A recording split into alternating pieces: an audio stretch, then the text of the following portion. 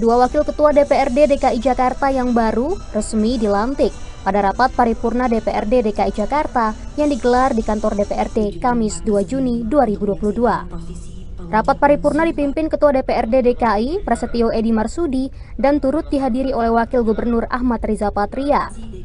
Rani Mauliani dari fraksi Gerindra dan Hoirudin dari fraksi PKS resmi dilantik menjadi Wakil Ketua DPRD Provinsi DKI Jakarta pada sisa masa jabatan 2019-2024. Rani menggantikan Muhammad Taufik yang telah menjabat sebagai pimpinan DPRD DKI Jakarta selama 7 tahun. Sedangkan Hoirudin menggantikan Abdurrahman Suhaimi yang juga berasal dari fraksi PKS. Sumpah jabatan kedua wakil ketua DPRD dibacakan sesuai dengan agama Islam dan keduanya berkomitmen melanjutkan kepemimpinan terdahulunya secara maksimal. Rani Maulani dari fraksi Partai Gerakan Indonesia Raya. Kita di Gerindra semakin solid, semakin bisa bekerja maksimal dan terus bersama masyarakat. Tidak banyak dari saya kecuali terima kasih banyak dan doakan supaya saya dan Pak M. Taufik khususnya beliau tetap buat saya orang tua dan guru. Karena sebelum bertugas ini pastinya akan selalu berkoordinasi dengan beliau. PKS ini adalah sebuah hal biasa oleh kepemimpinan agar lebih maksimal melayani masyarakat. Agar kita betul-betul mengawal visi gubernur maju kotanya bagi warganya. Demikian warga. Dengan dilantiknya Rani Mauliani dan Hoirudin, maka keduanya bersama Zita Anjani dan Misan Samsuri akan membantu Prasetyo Edy Marsudi di kursi kepemimpinan DPRD DKI Jakarta. Dari Jakarta, Rina Anggraini, Fajar Ilham, Kantor Berita Antara, mewartakan.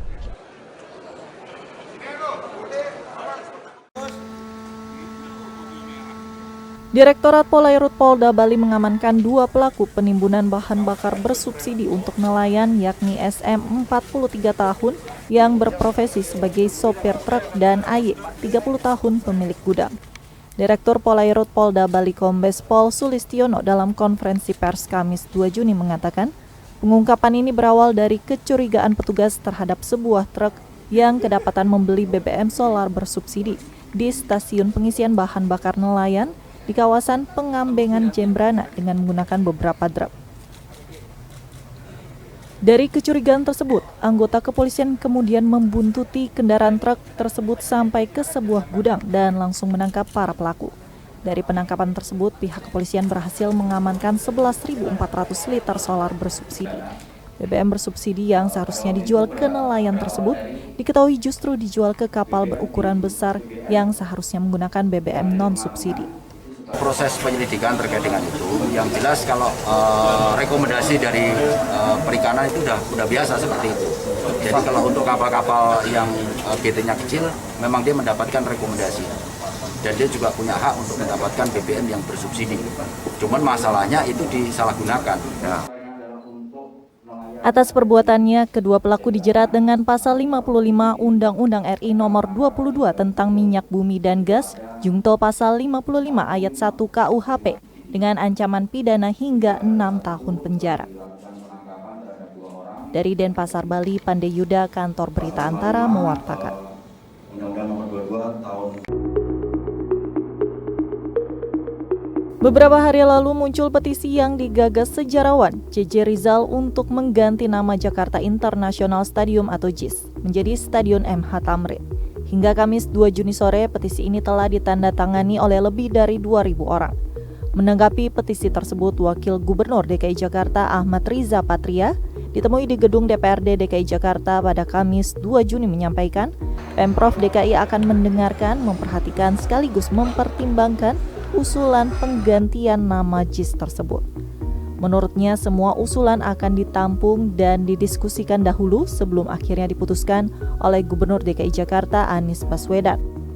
Perlu waktu, kan yang ngusulin bukan satu, ada banyak yang mengusulkan. Silakan masyarakat punya usulan lain, nanti kita akan pertimbangkan. Tentu nama yang sekarang diputuskan yang sudah ada, yaitu Jakarta International Stadium juga melalui satu proses yang panjang. Namun demikian, apabila ada usulan dari masyarakat, untuk mengganti nama lain, tentu ini akan menjadi perhatian kita bersama untuk kita pertimbangkan. Prinsipnya nanti akan diputuskan yang terbaik apapun. Dalam petisi tersebut disebutkan bahwa bangunan monumental harus diimbangi dengan nama yang juga monumental. MH Thamrin yang merupakan pahlawan nasional sekaligus tokoh Betawi dianggap merupakan nama yang tepat disematkan mengganti nama Jakarta International Stadium. Dari Jakarta, Rina Anggraini, Fajar Ilham, Kantor Berita Antara mewartakan.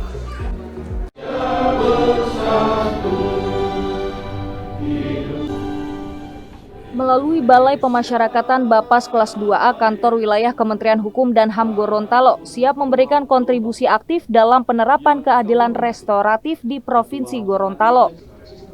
Untuk itu, Bapas Gorontalo menggandeng institusi dan lembaga penegak hukum dalam rapat koordinasi dan sosialisasi surat kesepakatan bersama tentang penerapan keadilan restoratif dan alternatif pemidanaan bagi pelaku dewasa di Kota Gorontalo Kamis 2 Juni 2022. Institusi yang digandeng untuk bersama-sama menyatukan aksi dan persepsi diantaranya kejaksaan, kepolisian, dan pengadilan. Direktur Bimbingan Kemasyarakatan dan Pengentasan Anak Pujo Harinto saat ditemui Antara mengatakan secara umum keadilan restoratif dalam mengurangi jumlah narapidana yang masuk ke lapas karena masih ada alternatif pidana yang dapat dilakukan untuk tetap menegakkan keadilan.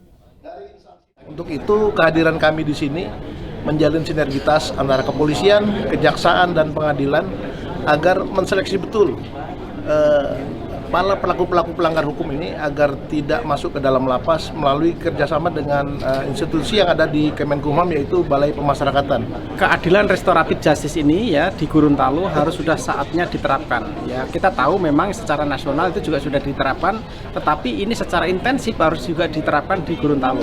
Caranya bagaimana supaya efektif? Maka keempat institusi penegak hukum itu perlu membuat satu perjanjian kerjasama. Takanwil menambahkan, keadilan restoratif dapat membangun kepercayaan yang lebih dari masyarakat yang dapat dilakukan dengan pendekatan multisektoral, yakni dengan kehadiran pembimbing kemasyarakatan. Dari Gorontalo, Adi Winata Solihin, Kantor Berita Antara mewartakan.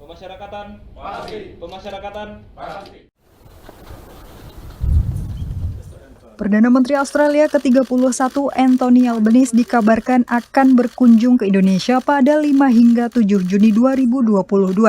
Ini adalah kunjungan kerja luar negeri pertama PM Albanese setelah dilantik sebagai Perdana Menteri Australia pada 23 Mei 2022.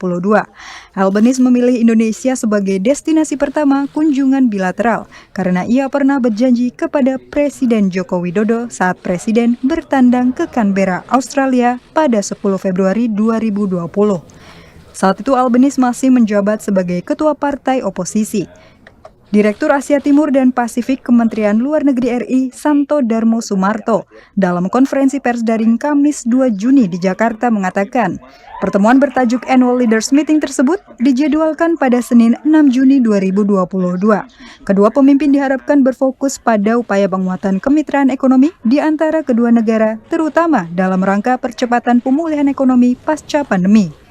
Namun tidak menutup kemungkinan bahwa PM Albanese dan Presiden Jokowi akan mengangkat isu-isu lain yang menjadi perhatian bersama di tingkat regional dan global. Tentunya selama ini kita juga mengetahui bahwa kerjasama antara kemitraan strategis komprehensif antara Indonesia dengan Australia ini juga banyak sekali isu-isu terkait dengan keamanan dan juga terkait dengan kerjasama demokrasi dan lain-lainnya yang juga diangkat. Tetapi mungkin menimbang bahwa kali ini kita masih menghadapi kondisi ekonomi global yang kurang menguntungkan. Itu harapan kita adalah untuk kita bisa membahas isu-isu tersebut dan bagaimana kedua negara bisa mengatasi permasalahan terkait dengan isu-isu ekonomi baik di tingkat regional maupun tingkat global. Yang melanjutkan sebelum Annual Leaders Meeting digelar, Menteri Luar Negeri Retno Marsudi akan terlebih dahulu bertemu dengan Menteri Luar Negeri Australia Penny Wong pada Minggu 5 Juni 2022. Kedua menteri akan membahas isu-isu yang kemungkinan akan diangkat dalam Annual Leaders Meeting antara Presiden Jokowi dan PM Albanese. Dari Jakarta, tim Kantor Berita Antara mewartakan.